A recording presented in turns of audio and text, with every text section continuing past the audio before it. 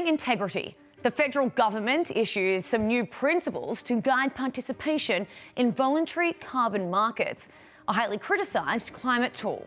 Plus, an environmental policy aimed at cleaning up shipping fuel may have had some unintended consequences. And eco-friendly chocolate? Scientists are whipping up a new recipe that could make the sweet treat both healthier and sustainable.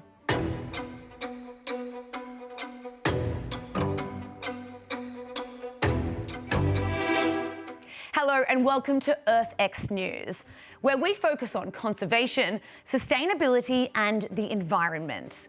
I'm Sarah Williamson in for Christina Thompson. Let's get into some of the biggest headlines facing our planet. The US is seeking to boost confidence in the carbon offset market with a set of new guidelines. The federal government recently announcing new principles seeking to define high-integrity offsets that deliver real, measurable emission reductions. Under the guidelines, which are neither binding nor enforceable, businesses are encouraged to prioritise reducing emissions within their supply chains before purchasing offsets. Now, the move comes amid concerns that current practices to reduce emissions often don't cut greenhouse gases as claimed. Supporters of voluntary carbon markets say that they could help cultivate a bigger market for high-quality offsets that actually work. Critics of carbon offsets, however, say that the new federal policies are too vague and don't do enough to describe what sorts of projects count as high quality. According to a growing number of studies and reports, many say that the method meant to cancel out the effects of global warming activities by funding projects such as planting of trees that remove carbon dioxide from the atmosphere and simply don't work, with some scientists and researchers arguing they are flawed and should be rejected altogether. Congress is looking to jumpstart the deep-sea mining industry in the US.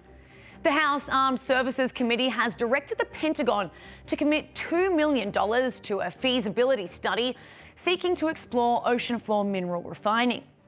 Now, the process will begin once the annual defence budget is signed into law later this year. And it's likely that any funds committed to the industry won't be seen until next year.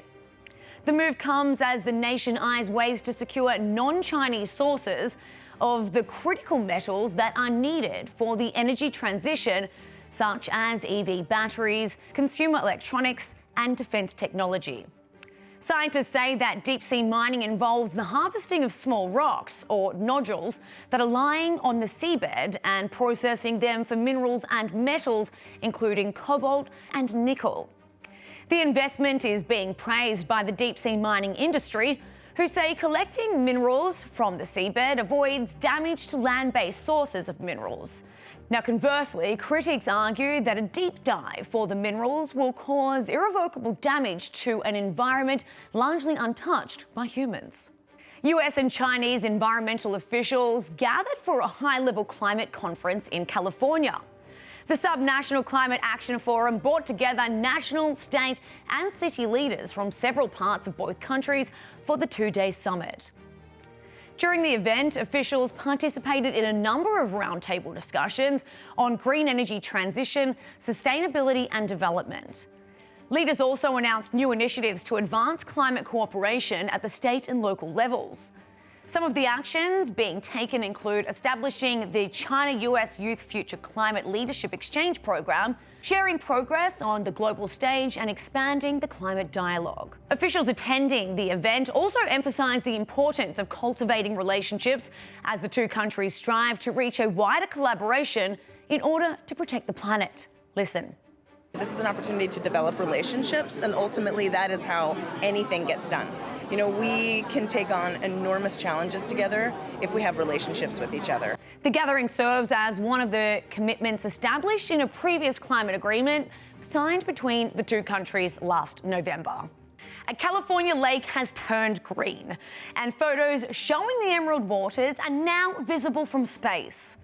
Satellite images taken by NASA suggest that Clear Lake, north of Napa Valley and San Francisco, may be infested with a type of blue-green algae strong enough to poison humans and animals, according to the US Geological Survey. County officials say that overall, algae is essential to the freshwater lake's health and aquatic ecosystem, but this bloom can cause skin irritation and gastrointestinal issues, plus deplete water's oxygen levels, creating dead zones that kill fish and other aquatic life. Clear Lake's waters once closely resembled its name, but it started becoming noticeably murkier in the 1920s due to agriculture and mining activities in the area. Officials report the number of blooms in the lake has increased in recent years and expect that the potential for blooms will increase in the coming decades. From more than 400 miles above Earth, NASA is tracking some of the Earth's smallest life forms floating just beneath the ocean's surface in an effort to monitor how warming affects ocean health. The mission involves the space agency's newest Earth-observing satellite called PACE. And joining us now to talk about the initiative is one of the scientists involved in the project, oceanographer at NASA's Goddard Space Flight Center and project scientist Dr. Jeremy Werdell. Dr. Werdell, thank you so much for joining us today. It's my pleasure. Thank you. First off, just tell us, what does PACE stand for and what is the mission of PACE all about? Okay, so PACE is an acronym for Plankton, Aerosol, Cloud, and Ocean Ecosystem. So not super clever, but at the same time, it indicates that we are an Earth science mission. And I realize when you think of NASA, you don't always think of Earth science, but there's a fleet of Earth-observing satellites, and PACE is the latest investment, super advanced for the combined study of our oceans and our atmosphere. We make the invisible visible with this series of instruments. Beautiful. Now, what is the satellite observing and how does it all work? So the instruments operate a lot like your eyes do for color, where they take images of color and convert that into some metric of biology. And so in the case of oceans, and I'm an oceanographer, so it starts there, we look at the color of the ocean to better understand what is in there. And the invisible, in this case, are phytoplankton. And Doctor, what can you tell us about phytoplankton and how it affects our climate? So the beauty of a mission like this and the study of phytoplankton is they really are important to not just our everyday lives, but our generational, multi-year, multi-decadal lives. On various timescales, if you're thinking super short term, even if you're not in view of the ocean, our oceans are incredibly important. Phytoplankton feed our bellies, they feed our economy, recreation. Sometimes there are phytoplankton out there that are harmful and will close beaches or contaminate drinking water. So it's really, really important to understand where they are and what communities are there. And then when you think longer term, the ocean and the atmosphere are completely interconnected, and what happens in the atmosphere can influence the ocean and vice versa. And so where phytoplankton come in is they can not only influence creations of clouds, which can warm and cool or warm or reflect light and warm the atmosphere, but they also move carbon around. So their distributions are incredibly important to really understand like all of the aspects of our changing planet. Talk to us about where you might see NASA taking this in the future. Oh, that's a great question. There is a lot to think about in terms of interconnectedness. So it would be really amazing for the discovery that PACE will offer for all walks of life to be hopefully institutionalized to long-term monitoring through multiple missions. But NASA would also invest in other ways of viewing the ocean that complement PACE as well. This really is fascinating stuff. Dr. Jeremy Werdell, thank you so much for your time today. Thank you. Really appreciate the interest. Shipping fuel regulations aimed at cutting pollution may inadvertently be harming the environment. According to a recent study, the policies meant to clean up the industry may have made the ocean warmer by reducing cloud cover. Researchers at the University of Maryland say the International Maritime Organization rules to tackle marine pollution forced shippers to cut their fuel sulfur content by 86%, leading to lower sulfur dioxide emissions. Scientists say besides being a major pollutant, SO2 also forms aerosols that thicken and brighten clouds, reflecting the sun's rays back into space. Climate scientists say the cooling effect in SO2 is well understood, and whilst some researchers are worried about the impact the reduction in SO2 could have on global temperatures, others believe the study may have exaggerated the impact of the IMO fuel policy. Scientists in the UK say they've developed a healthier, more sustainable recipe for chocolate. Instead of using just the beans, the new method involves mashing up a whole cocoa pod, including the husk and pulp, to create a sweet and fibrous gel that could act as a substitute for sugar, according to a report published in the online journal Nature Food. Researchers said the whole food approach creates a more nutritious product than conventional chocolate, all while still satisfying a sweet tooth. One food technologist said the lab-based chocolate was basically identical to dark chocolate, saying in part, quote, "The sweetness released in your mouth is slightly slower than if you eat traditional dark chocolate, and you have more of these fruity notes and acidity coming from the juice." The study also found the new method used 6% less land and water, but an extra step in the drying process generated a 12% jump in emissions. However, the report said that drying the pulp in the sun or using solar energy could reduce the greenhouse gases emitted during the drying process. Coming up, does climate litigation spark change? A law professor weighs in. Stay tuned, that conversation is just ahead on EarthX News.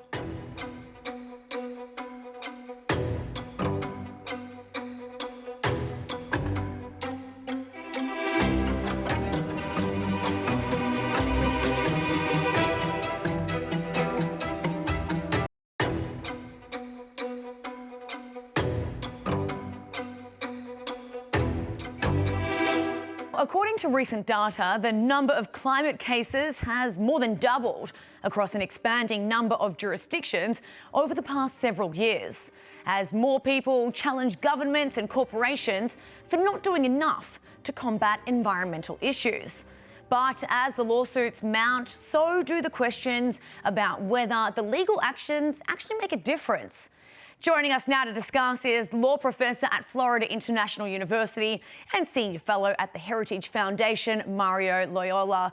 Mario, thank you so much for joining us today. Let's get right into it. There's been a recent wave of climate-related court cases that could have broad implications for legal systems around the whole world, really, most notably in Switzerland, where the Senior Women for Climate Protection went to court.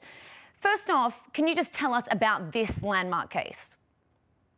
Well, these cases in general are trying to advance a theory of rights-based environmentalism in which, under various theories, they're trying to make people liable for contributing to the carbon emissions that are supposed to be warming the planet and so forth. But it's a really bad idea because climate policy, like all environmental protection policies, involves trade-offs that hopefully in a democracy have to be made through the democratic process. Can you just tell us about what the outcome of this case was? In this particular case in Switzerland, they found that some people had been contributed to carbon emissions that had warmed the planet. But again, tracing liability to where it actually starts is very difficult. Talk to us about how symbolic this was. Do you think it's actually going to make a difference in the end? I don't think that it will. These climate policies and the transition to a net zero economy, to a low carbon emissions electricity grid, is an extraordinarily complicated set of policy issues that, again, can only be done through the democratic process. Even trying to address it through regulatory means, as has been done in the United States, by which agencies step in where, let's say, Congress has failed to enact a carbon tax scheme, a carbon trading scheme.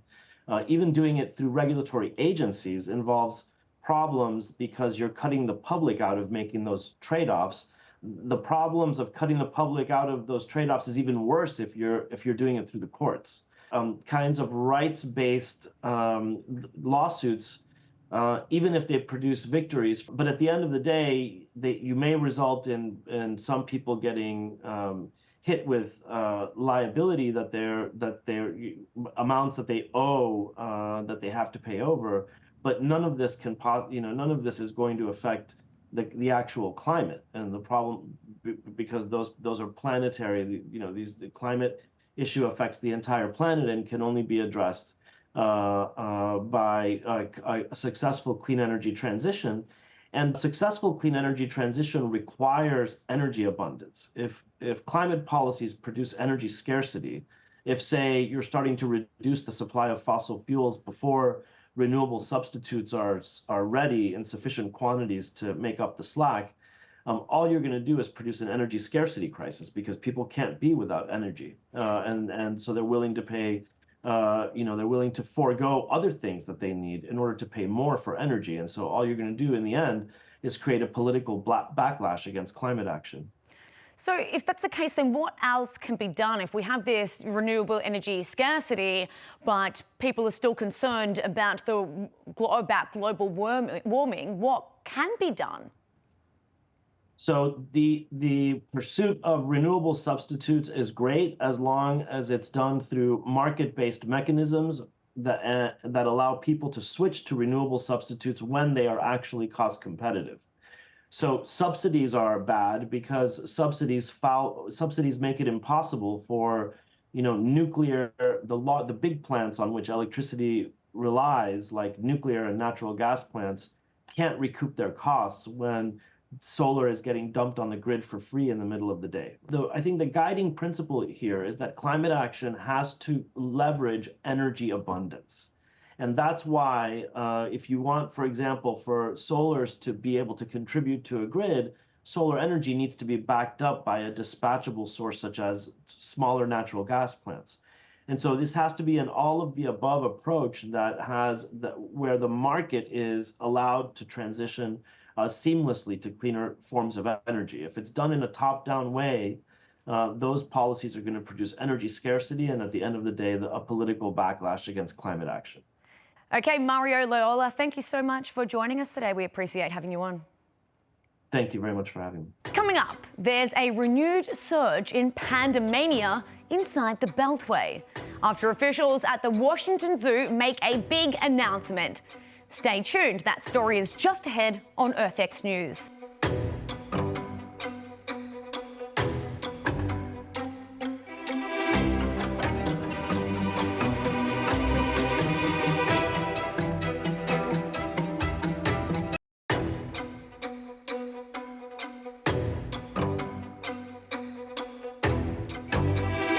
Giant pandas are officially returning to Washington's National Zoo. John Gizzi has that story. No matter how much the relationship between the United States and China has changed over the years, panda diplomacy lives on. The Smithsonian National Zoo recently announced that 2 more giant pandas will be brought there from China by the end of the year. Their names are Bo Li and Qing Bo, and like their predecessors going back half a century, they are sure to be loved by local residents and tourists to the nation's capital. Aside from delighting visitors who eagerly snap pictures of them, the giant pandas serve another very important purpose. The National Zoo and Conservation Biology Institute maintains one of the world's most elaborate and acclaimed panda conservation programs. As a result, the panda has moved from the endangered to the vulnerable on the world's list of endangered species. For your information, Bo Li is Mandarin Chinese for energetic, and Qing Bo is translated as treasure. Visitors to the zoo are sure to be energetic about the new visitors, and all will surely consider them to be a treasure. For EarthX, I'm John Gizzi. John Gizzi, thank you. And a heartwarming moment at the Toronto Zoo in Canada, as a snow leopard at the facility gives birth to 2 adorable cubs. Zoo officials say the little ones came into the world overnight, with the first arriving on a Monday evening and the second making its debut early the next morning. The zoo says first-time mum Jetta is doing very well and has proven to be a nurturing and attentive parent, diligently nursing, grooming and cuddling her precious snowballs. The snow leopard is currently listed as a vulnerable species, and the Toronto Zoo is currently participating in a breeding program aiming to help the animal maintain a sustainable population. And before we leave you, a special send-off at the beach in South Carolina. Watch. And we are gonna go ahead and watch her head back out into the ocean now. Thank you all so much for watching and watching this really exciting experience. We're so happy to send her home. And hopefully we'll get to see her swim out a little bit further. A crowd of onlookers gathering at Folly Beach to cheer on a pair of loggerhead turtles as they make their way back to the ocean. The two turtles, Brie and Gruyere, were released back into the sea after spending months at the South Carolina Aquarium's Sea Turtle Care Center. Brie had turtle syndrome, which left her thin, lethargic and severely dehydrated. Plus, she was covered in leeches. And Gruyere had a severe case of pneumonia and was stranded because of cold stunning. Officials say both sea turtles were in good health before being returned to their natural habitat. And that's it for this edition of EarthX News.